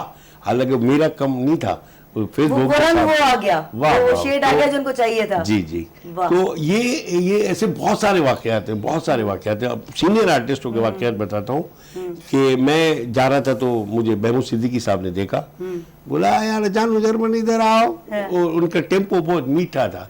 यार तेरा रात को ड्रामा देखा यार, रात सोनी कर दी तूने, किधर जा रहे हो? मैंने कहा मैं बख्तियार साहब के पास जा रहा हूँ, this is my first play. Bakhtiyar साहब ने बुलाया, बोले बख्तियार साहब को जानते हो? मैंने कहा नहीं सर मैं नहीं जानता। बोले देखो प्रोड्यूसर का कमाल ये होता है, वो जो कहे वो एक्सेप्ट करो। पहले दिन रिहर्सल में अगर वो कहे कि आपको यूं ताली बजानी है तो आप दूसरे दिन अगर यूं बजाओगे, वो कहेंगे क्यों बजाई, तो आप नहीं कहना कि आपने कल किया, आपने कहा बिल्कुल सर यूं करना है, ओके सर। मैंने वो ही किया और अभी बख्तियार साहब प्राइवेट प्रोडक्शन भी करते हैं, रिटायर्ड हो गए, लेकिन मुझे लेते हैं। ये रीजन है ता एडो सिखिया ही समझे आयो। हाँ शेन का ना, हम नई जनरेशन आती है ना, प्रोड्यूसर को अहमियत नहीं देती। प्रोड्यूसर सोना है, बिल्कुल प्रोड्यूसर हर वो बात समझा जी गाला। अब जैसे हमारे जीएम साहब हैं, हाँ। अब इनके सोने की बात बता दूं, क्योंकि प्रोग्राम कचेरी में हूँ इसलिए नहीं, मैं हर जगह बताता हूँ।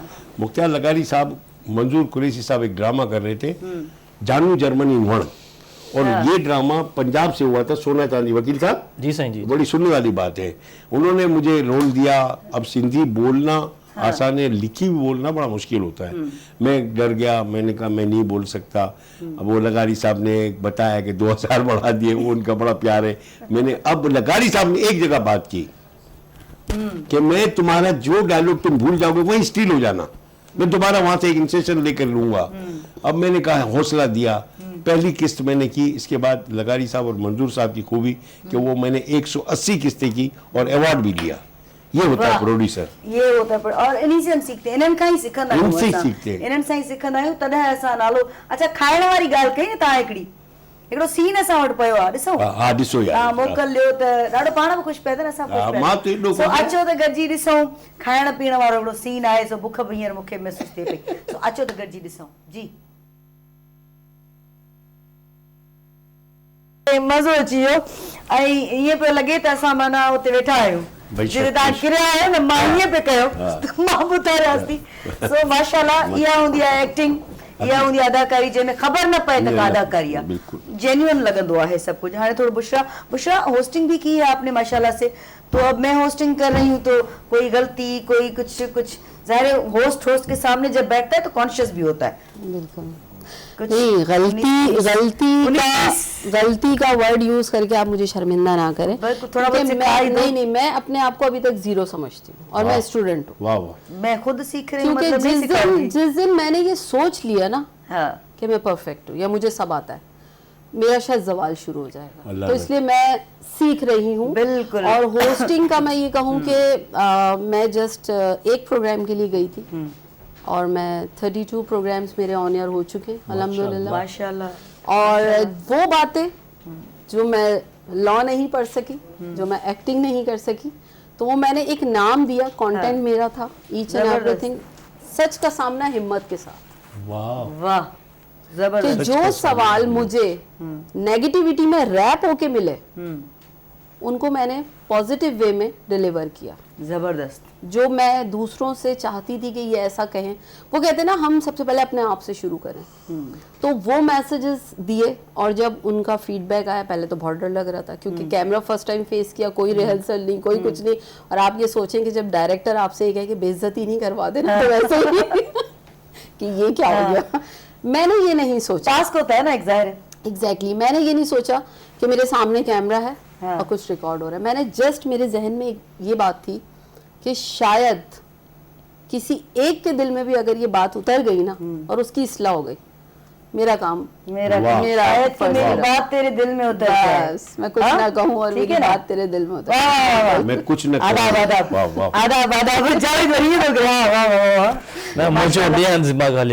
और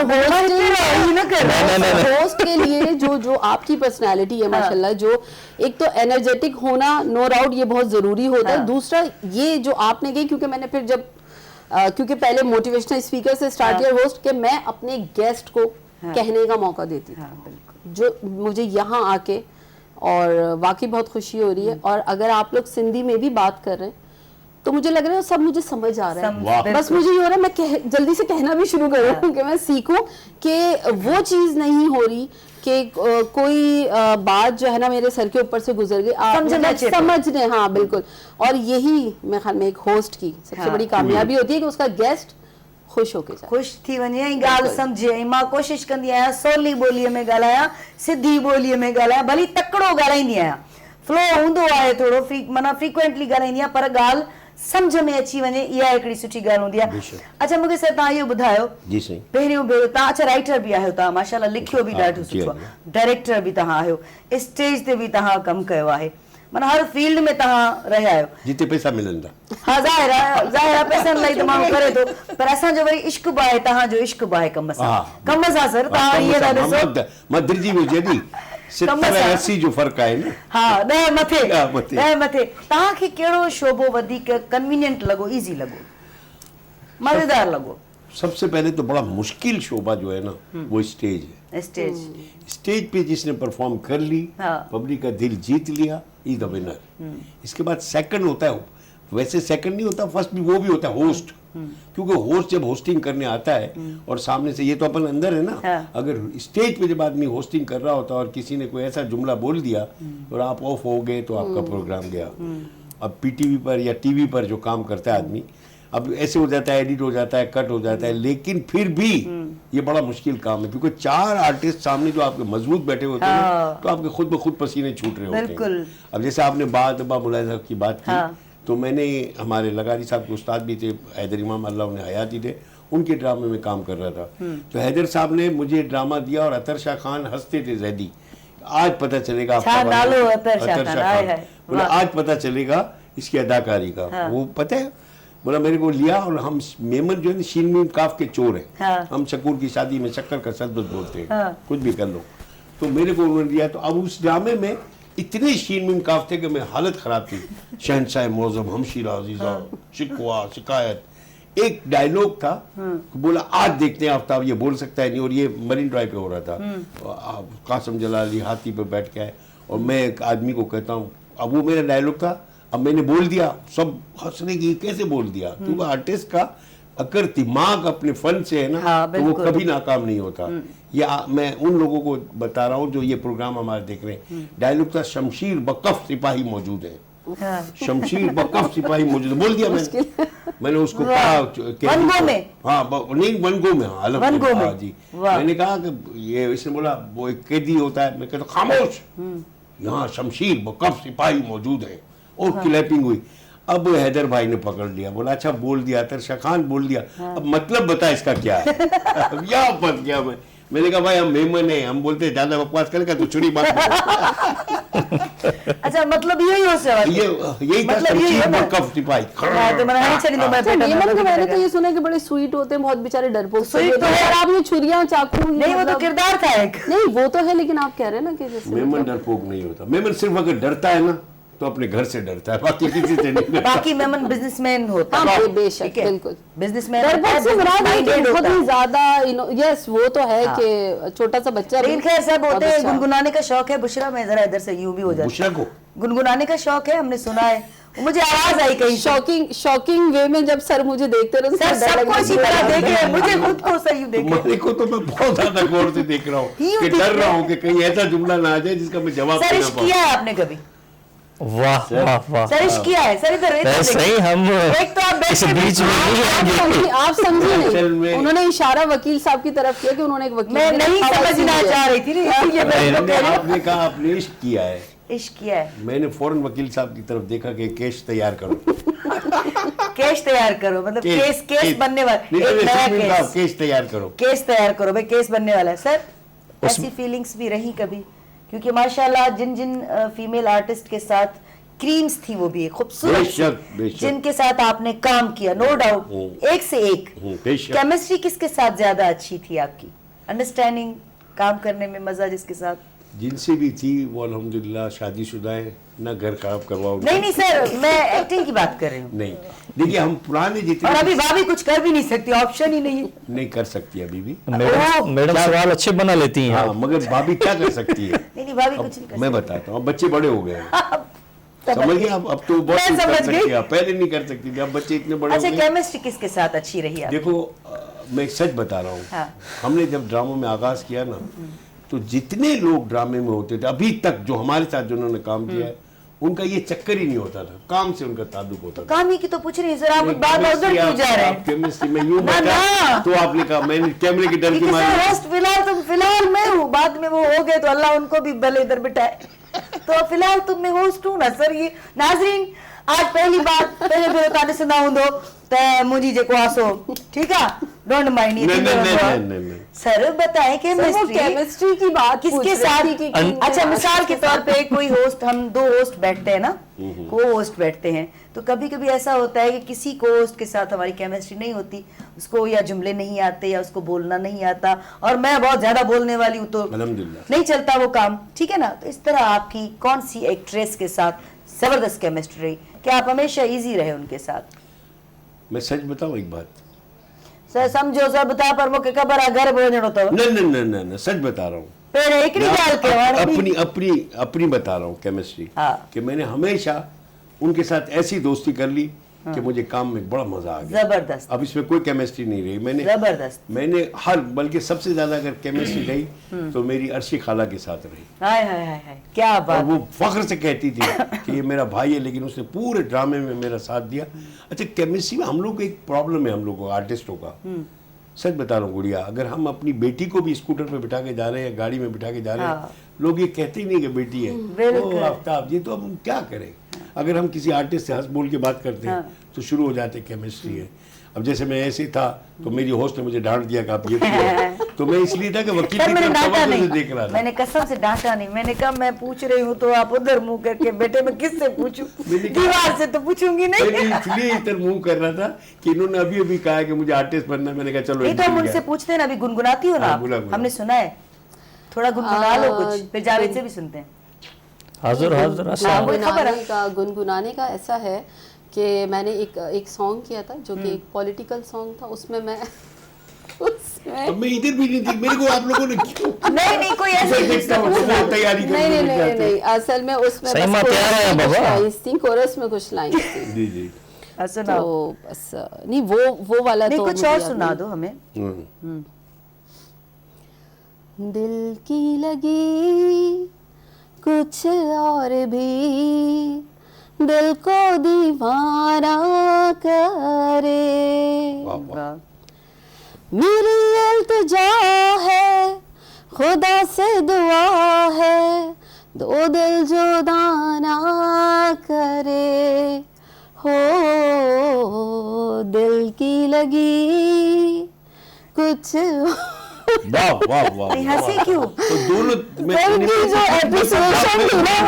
एक्सप्रेशंस दे रहे थे इतने अच्छे देने के लिए मैंने, जब इन्होंने कहा दिल की लगी, मैंने जल्दी से देखा कि मुझे देखने एहसास दे रहे थे तो मैंने यही तो बता रहा हूँ, मैंने खुशी के मारे जैसे देखा। सर अभी भाभी को डर नहीं लग रहा आपको? नहीं मैं सच बता रहा हूँ, मैं इन्होंने कहा दिल की लगी, मैं खुशी के मारे जो इधर देखा आंखें बंद थी। यार मैंने कहा कुछ भी नहीं है। सर इसीलिए मैं कभी ऐसी आंखें बंद कर देनी चाहिए। सर आप गुनगुनाते हैं थोड़ा सा? मैं अगर गुनगुनाऊंगा तो ये महफिल खत्म हो सर, ये है ही महफिल नहीं कचेरी आता की, गुनगुना। ऐवे ही कुछ अल्लाह की कसम कोई गुनगुना दिल में ऐसे ही आता हो, ऐसे ही कोई भी इस वक्त हम दोनों खूबसूरत औरतों को देख के। बिल्कुल। अगर पहले वकील साहब कुछ सुनाए, क्योंकि मैं वकील सर साहब वो तो मेरी तरह उसको बस कह दो शुरू हो जाएगा। सुन तब तक आप याद करेंगे, मैं याद क्योंकि मैं करूंगा। छोड़ूंगी नहीं। नहीं मैं ठीक है। ऐसा जावेद थोड़ो झूंगा रहो। जॾहिं त आऊं ॾिसो त थोरो घणो शाइराना दिमाग़ बि आहियां, थोरो न घणो त ॻाइण बि अचणु घुरिजे, जेको अलविया मूंखे न ईंदो आहे। थोरो झूंगारण चयो। मां ॿुधायां थो, हाँ। मां ॿुधायां थो हाणे छा तव्हांखे कहिड़ी शइ अब ॿुधायां रिकॉर्ड कर जा, ठीक है? हाँ हाँ, वाह वो दूसरे को कह रहे हो रिकॉर्ड करना है इसका अलग से। मूंखे मैडम को नथो अचे, गाना जाम आहिनि पर कहिड़ी धुन, मूंखे धुन बि जे ज़हन मां निकिरी वञे, छाकाणि जो कॾहिं मूं ॻायो न आहे। एॾा सुठा सुठा ऐं वकील सां ॾिसो, वकील ॻाईंदे लॻे कीअं थो कारे कोट में वेही जॾहिं ॻाए थो, वाह वाह, तूं मुंहिंजो सनम आहे, हिम्मत तुंहिंजो न सनम न आहे, इहो मूंखां न पुॼे। शाम जो ही पहर। हा मुझे नाम करो। हा, अॼु जी शाम त असां सभिनी जी हिक ॿिए जे नाम नाले थियल आहे। हा हा इहो ॿुधायो, मूं ॾिसो क्लू बि ॾेई छॾियो।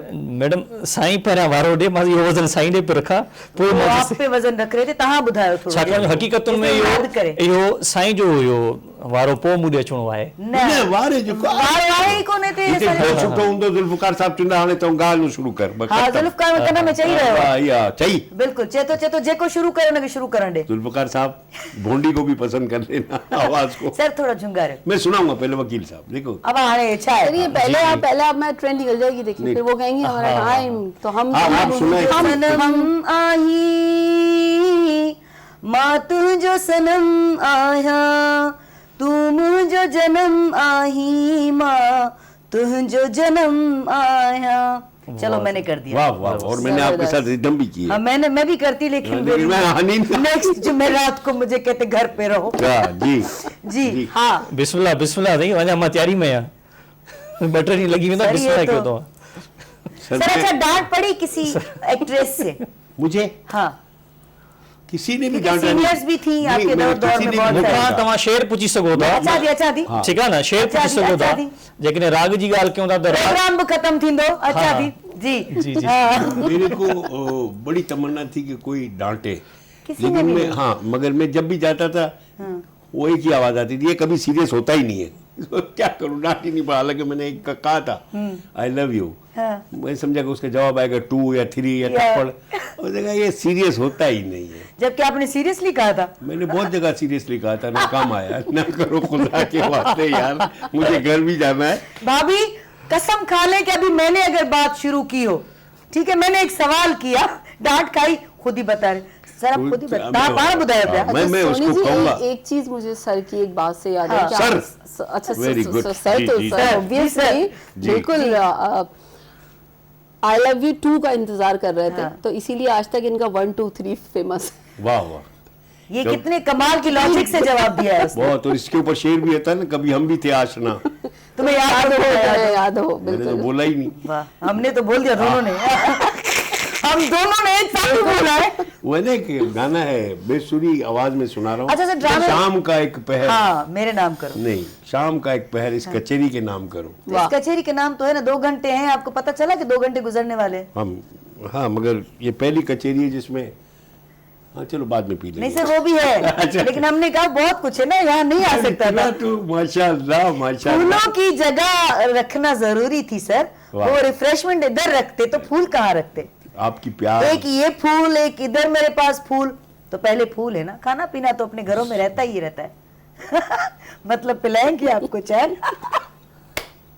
मैं समझा था आप मेरा साथ दोगी, लेकिन जब आप हंसी, सर, हम आपके तो साथ आपने पता है क्या किया? आपने हंसी में बोला, देखा कैसा किया ये है? सर अब आपने असल में- यूं भी किया है। नहीं पता है, मैं सर ये मेरा स्टाइल है। सर मैं और वो इंतजार में आप लोगों की तरफ से कोई गाना नहीं आ रहा। मैंने तो देखिए विदाउट एनी और अच्छा नहीं किया। मैंने कहा ना, शाम का एक पहर। नहीं सर गुनगुनाया नहीं गुनगुनाए ना। आप आर्टिस्ट हैं, आप सब नहीं, कुछ कर मैं सकते गाना नहीं गा सकता, हम सब कुछ आपके- करवा हम लो, आपका साथ डांस देंगे। करवा लो, लतीफे सुनवा लो। अच्छा चले आते हैं काम की बात की तरफ आते हैं। थोड़ा मेरे जहन में सवाल आ गया उसकी मेरी तरफ। सरकार। कितने ड्रामे लिखे आपने? मैंने अपने जाती मेमोरी 3 ड्रामे लिखे। अभी एक ड्रामा किया, ई तो तीनू, और एक ड्रामा था वायड़े जो वलीमू। वायड़े जो वलीमू। हाँ, उसमें एक बड़ी मजेदार चीज थी। 1 लाइन ये कि एक मैंने जज्बात में आके बीवी को तलाक दे दी। हाँ। अब मेरी जिद थी कि मैं उससे दोबारा शादी करूं। सारे बड़े लोगों के पास गया कि कोई मशवरा दो।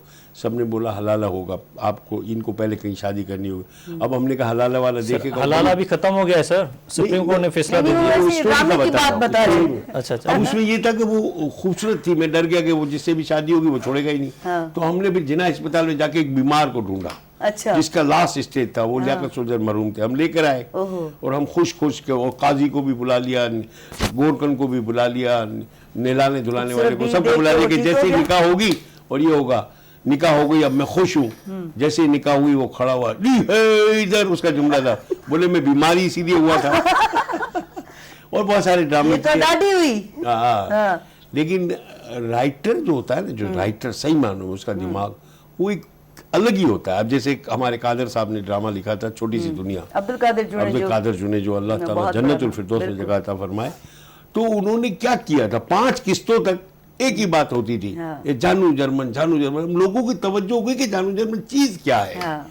यानी मुझे इतना हाईलाइट कर दिया। और जब क्यूरियोसिटी क्रिएट हाँ, और इसके बाद इस ड्रामे ने मुझे कितना हाईलाइट किया कि मेरा first time live programme Liaquat National Library में, उस वक्त के वजीर आला गौस बख्श थे, और उन्होंने देखा और हमें चीफ मिनिस्टर हाउस में भी बुलाया। वाह। मोहम्मद खान जुनेजो साहब ने लाइव ड्रामा देखा, उन्होंने भी बड़ी इज्जत दी और बहुत।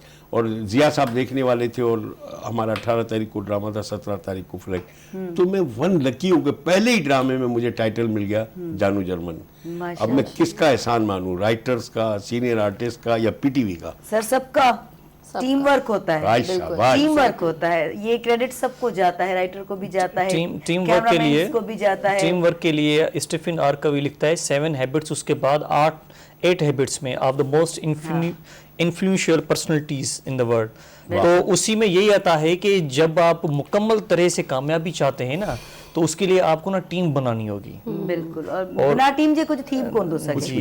हींअर जेकॾहिं मां सुठो न ॻाल्हाईंदी हुजां त तव्हां बि बोर वेठा थियो हा, तव्हां एंटरटेनिंग न हुजो हा त मूंखे बि मज़ो न अचे हा। त इन करे टीम वर्क हूंदो आहे। या मुंहिंजा कैमरामैन केॾी महिल हे गुलाम रसूल भाउ हेॾा वेठो आहे, साम्हूं लारिक भाउ वेठो हूंदो आहे, अलाए किथे गुम हूंदो आहे, हीअं करे कैमरा खे वेठो ॾिसंदो आहे। सभु हेॾा डॉक्टर साहब बि हिकिड़ो वेठो आहे कुंड में, जेको जावेद सां आयो आहे महिमान थी करे, असां कुंड में हुनखे विहारे डॉक्टर माजिद तमामु प्यारो दोस्त आहे। डॉक्टर माजिद तव्हांखे बि विहारींदासीं ॿिए भेरे, ठीकु आहे, पर अचिजो ज़रूर, मज़ो ईंदो ॾाढो। छो पुछंदासीं बसि सुई, मूंखे ॾाढो डपु लॻंदो सुई गाना विसर गया, गाना वकील। हा उहो अचे नहीं छॾण वारी मां न आहियां, जावेद कलाम। हा वो कड़ो मंझि कड़ी जीअं लोहार लपेटियो, मुंहिंजो जीव जड़ी सुपेरियां सोघो कयो।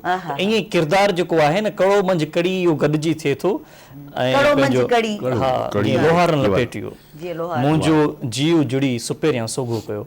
त हिकिड़ी पॉजिटिव रिज़ल्ट ऐं मुकमल फतेह वारी रिज़ल्ट जे लाइ क़ाबिल टीम ऐं उनजो क्वालिटी वर्क जो हुजणु ज़रूरी हूंदो आहे। ज़रूरी। अच्छा मूंखे हिकिड़ी ॻाल्हि ॿुधायो जावेद, हींअर यूथ जेको असांजो लॉ ॾांहुं अचे पियो, जी मैडम, बेसिकली कहिड़ियुनि शयुनि खे ज़हन में रखे, बुनियादी शयुनि खे, ऐं पोइ अचे लॉ ॾांहुं? असां तव्हां पहिरियों मूंखां क्वेश्चन कयो, पोइ विच में असां थोरो ॿियनि कचहरी में हलिया वियासीं त कानून जे लाइ माना छा हुजणु घुरिजे। मुंहिंजो त पोयों जेको असांजो पहिरियों प्रोग्राम थियो हुयो PTV ते, तव्हां सां इहे असांजा होस्ट हुया, त उन में आउं इहो रिक्वेस्ट कयो हुयो त सिंध गवर्नमेंट या पाकिस्तान गवर्नमेंट खे जेके बि इंटरमीडिएट या जीअं पंजाब साइड FA लेवल सॾीनि था, FA ते माना 12वीं क्लास ताईं जेके असांजो कॉन्स्टिट्यूशन ऑफ पाकिस्तान है, आईन पाकिस्तान है, उसके आर्टिकल 8 टू 28 8 खां 28 ताईं जेके आर्टिकल आहिनि फंडामेंटल राइट्स सां वाबस्ता आहिनि। त असांजा हक़ कहिड़ा आहिनि, पाड़े वारे जा हक़ कहिड़ा आहिनि, तालीम असां जेकॾहिं कयूं था त केरु असांखे रोके सघे थो, न्याणियुनि जी तालीम जी केरु रंजिश करे सघे थो, को बि न। इन्हनि आर्टिकल्स जो आम शागिर्द ताईं आउं त चवां थो सॼो आइन पढ़ायो वञे, हिकिड़ो कोर्स में निसाब में मिलायो वञे, कोर्स में निसाब में मिलायो वञे, त असांजे नौजवान खे, असांजे ॿार खे जेॾी महिल ॾिसो न, जीअं अलाह साईं क़ुर में लिखियो थो त पंहिंजो ही क़ुर एॾो वॾो वज़नी आहे जो आउं जेकॾहिं कंहिं जबल जे मथां लाहियां हा त जबल पुरज़ा पुरज़ा थी पियो आहे, पर नबी हिन क़ुर खे मां तुंहिंजे दिलि में नाज़ुल कयो, तुंहिंजे मथां नाज़ुल कयो। ऐं ॿिए हंधि साॻी जॻह ते अलाह ताला क़ुर में फरमाए थो, आहे को क़ुर खे खणण वारो, क़ुर पढ़ण वारो, क़ुर खे हथनि में खणण वारो, जो मां उहो उनखे खणे मां उनजो नूर उनजे दिलि में समाए छॾियां। मुंहिंजो असल में जेको कनेक्टिविटी आहे हिते हीअ आहे त असांजो जेको हाफ़िज़ वीचारो आहे, को 7 सालनि जो ॿारु आहे, को 8 सालनि जो ॿारु आहे, को 15 सालनि जो, मक़सदु उहो माना उमिरि ते न आहे हिकिड़ी किरत। त असां जेकॾहिं उहो हाफ़िज़ जेको आहे सॼो क़ुर जेको जंहिंजे लाइ पहाड़ पुरज़ा थी सघनि था, जीअं अलाह ताला पाण कसम खणी ॻाल्हि करे थो, त उन विच में जेकॾहिं असांजी हुकूमत फंडामेंटल राइट्स ऐं जेकॾहिं आइन जो हिकिड़ो निसाब, हिकिड़ो सब्जेक्ट ॾेई छॾनि, जीअं असांजा सिंधी आहे, उर्दू आहे, सोशियोलॉजी पाकिस्तानी स्टडी चइजे थो, या मैथमेटिक्स थिए थो, फिजिक्स केमिस्ट्री बायोलॉजी थिए थी। पाकिस्तान स्टडी खे पाण पहिरीं छा चवंदा हुआसीं? असां उहो समाजी ब्यास छॾींदा हुआसीं, ठीकु आहे न। त ईअं ई आउं पियो चवां त ॾिसो त उहो ॿारु जेको आहे जंहिंजे लाइ अलाह ताला ख़ुदि क़ुर में चयो थो हिनखे मां एॾो ॾुखियो नाज़ुल कयो आहे जो कंहिंजे मथां ऐं मक़सदु कयां त पुरज़ा थी वञे हा। त असांजो ॿारु जेको आहे तमामु ॾाढो ज़हीन आहे, ॿार में अलाह ताला सिखण जी तमामु घणी ख़ूबियूं रखे थो। असां ऐं एज़ इट इज़ तव्हां जेकॾहिं ॿार जे साम्हूं पंहिंजो जेको अञा हलण वारी स्टेज ते आहे, मंडकाई थोरो हलंदो त अगरि पोयां मंडकाईंदो हलंदो, ठीकु आहे न, हीअं ॻाल्हाईंदो तव्हांजा स्टाइल उहो ॻाल्हाइण कॉपी कंदो। त ॿार खे अलाह साईं जेको इंसान खे न तमामु वॾी अशरफुल मख़लूक़ात इनजे करे सॾे थो पियो, असां जूं तमामु वॾियूं क्वालिटीज़ आहिनि। त असांजी हुकूमत जेकॾहिं पाकिस्तान जी हुकूमत खे मुंहिंजी रिक्वेस्ट आहे, ख़ासि तौर ते सिंध अदबी बोर्ड ऐं सिंध गवर्नमेंट खे, CM सिंध खे रिक्वेस्ट आहे त आइन जेको आहे न, जेकॾहिं आइन सॼो ॾियो था त सभ खां भलो आहे त आइन सॼो ॾियो त माण्हू खे आइन जी ख़बर हुजे, पंहिंजे हुकूम जी ख़बर हुजे, इदारा कीअं कमु कनि था, छाकाणि जो वोट बि त असां 18 साल खां ॾियणु शुरू कयूं था न, त 18 साल में जेकॾहिं असांजो माना 18 साल माना इंटरमीडिएट या ग्रेजुएशन, ठीकु आहे न, त जेकॾहिं उहो नथा ॾियो त घटि में घटि इंटरमीडिएट ताईं उहे फंडामेंटल राइट जेके बुनियादी हक़ आहिनि, chapter 2 of the constitution given by Zulfikar Ali Bhutto, इहे ॾियणु घुरिजे त जीअं असांखे ख़बर पए, ठीकु आहे, ख़बर पए असांखे आम तौर ते इहा बि ख़बर हुजणु घुरिजे त आइन जो मतिलबु छा आहे, रियासत ऐं अवाम जे विच में मुआहिदो ठहराव, आइन उनखे चइबो आहे जंहिंजी हर आम तौर ख़ासि माण्हू खे ॼाण। तव्हां कुझु चवणु पिया चाहियो? हाँ, मुझे एक बात यहाँ पे कहनी है, क्योंकि जब आइन की और इन सब तमाम चीज़ों की बात हो रही है, तो एक मैसेज मैं देना चाहूँगी कुछ पेरेंट्स को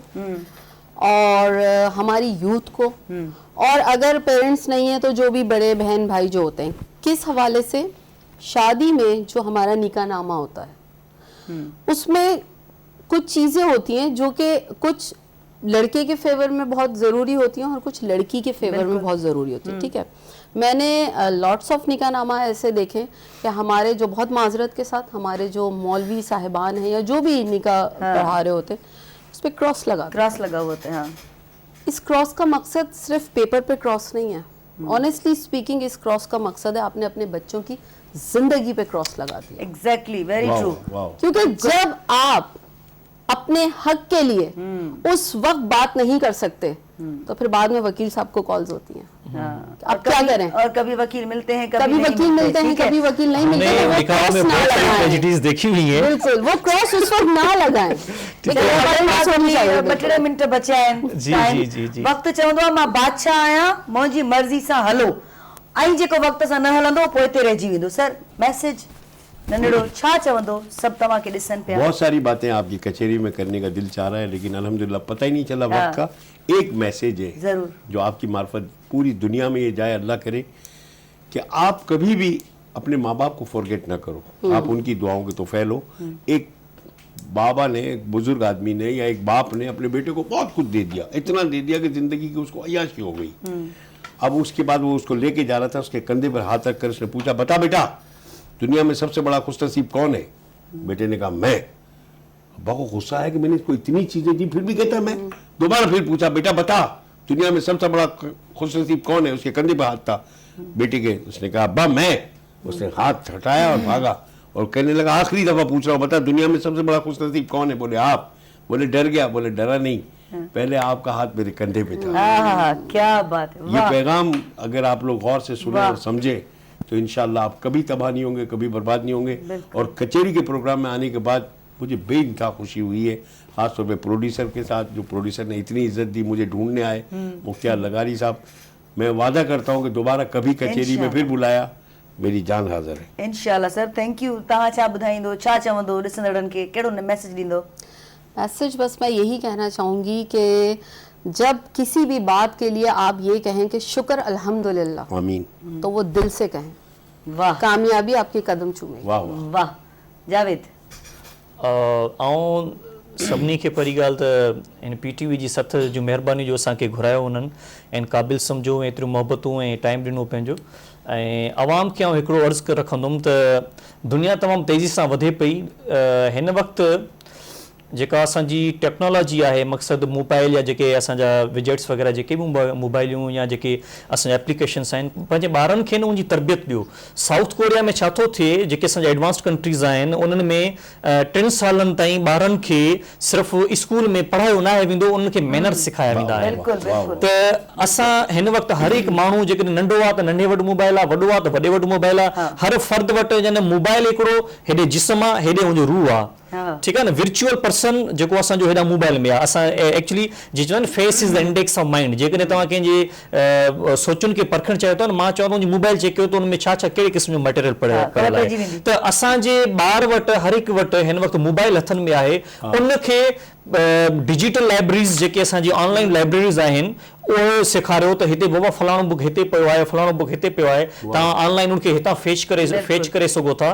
त इहा सभिनी खे रिक्वेस्ट हूंदी। ऐं ॿियो इहो त घणे खां घणो रिक्वेस्ट कंदुमि त पंहिंजे ॿारनि खे पंहिंजो पाण चेक बैलेंस रखो ऐं सभु कानूनदान थियो। सभु कानूनदान थियो भली कुछ भी कयो कानून जी ॼाण तव्हांजे लाइ ज़रूरी आहे ॼाण ज़रूरी आहे तंहिंजे करे घटि में घटि ॿियो न त आइन खे पढ़ो तव्हां इहो रिक्वेस्ट आइन खे पढ़ो मैं सिर्फ एक बात कहूंगा जी कि हमारा प्रोड्यूसर कितना ज़हीन है कि इतनी अच्छी कचेरी चल रही थी इन्होंने कॉल ही नहीं लिए काट दिए मुझे पता है लेकिन उन्होंने कहा कि अच्छा प्रोग्राम अब आप लास्ट में कुछ कहेंगे इंशाल्लाह बिल्कुल मेहरबानी जावेद थैंक यू तव्हां सदाई असांखे वेलकम कंदा आहियो तव्हां ईंदा आहियो इहा तव्हांजी मोहब्बत आहे बुशरा थैंक यू थोड़ी बात हुई लेकिन नहीं मुझे बहुत अच्छा लगा और मैं इस वक्त सर के अल्फाज रिपीट करना चाहूंगी सर मैं आपको रिस्पेक्ट में कह रही हूँ ऑब्वियसली क्योंकि मैं तो नहीं मतलब मैं मोहब्बत में कहूंगी सर थैंक यू देखिए मैं आपको एक चीज यहाँ कह दूं कि उस्ताद का जो दर्जा होता है ना उस्ताद मेरे लिए वो भी है कि शायद छोटा सा बच्चा मुझे कुछ सिखा जाए बिल्कुल ये भी आप भी सब उम्र की जरूरत बिल्कुल जिसने आपको जो सिखाई आपका भी और कचेरी के जितने स्टाफ है लाल साहब और कैमरामैन आप लोगों ने इतना प्यार दिया कि हमारी इतनी देर को दिया वक्त थैंक यू बिल्कुल ऐं मां तव्हांखे मां छा चवंदसि एॾो कुझु असां कचेरी कई आहे पंहिंजो ख्यालु रखंदा कयो तमामु घणो ऐं कोशिशि कयो ही जेका टेक्नोलॉजी आहे जेतिरो असांखे दुनिया सां जोड़े छॾियो अथई पंहिंजनि खां परते करे छॾियो अथई टेक्नोलॉजी जे करे असां दुनिया सां जुड़ी ज़रूरु विया आहियूं पॉज़िटिव ॻाल्हि आहे सुठी ॻाल्हि आहे पर पंहिंजनि खां परते थी विया आहियूं केॾो न सुठो थींदो जो टेक्नोलॉजी बि खणी हलो पंहिंजनि खे बि खणी हलो अञा वधीक तव्हांखे लाभ मिलंदो अञा वधीक काराइता साबित थींदो ज़िंदगीअ में दुख सुख हिकिड़ो हिसो आहिनि ईंदा वेंदा रहंदा पर उन मां जेकॾहिं तव्हां स्ट्रेंथ वठंदव न त तव्हांखे का कमज़ोरी कान को सम्झंदो कोशिशि कयो त माण्हू तव्हांखे तर्स जी निगाह सां न ॾिसनि तव्हां ते रहम न कनि कोशिशि कयो पावरफुल रहो ऐं स्ट्रेंथ सां रहो सदाई मुरकंदा रहो हालतूं कहिड़ियूं बि हुजनि ज़िंदगी में ॾींहुं बाहे शाम बाहे सुबुह बाहे राति बाहे हर पहर जो मज़ो वठो ठीकु आहे ज़िंदगी इन जो नालो आहे इंशाल्लाह वरी मिलंदासीं हेॾा दड़का पिया मिलनि इंशाल्लाह वरी गॾु थींदासीं ॾे मोकिलाणी सदाई गॾु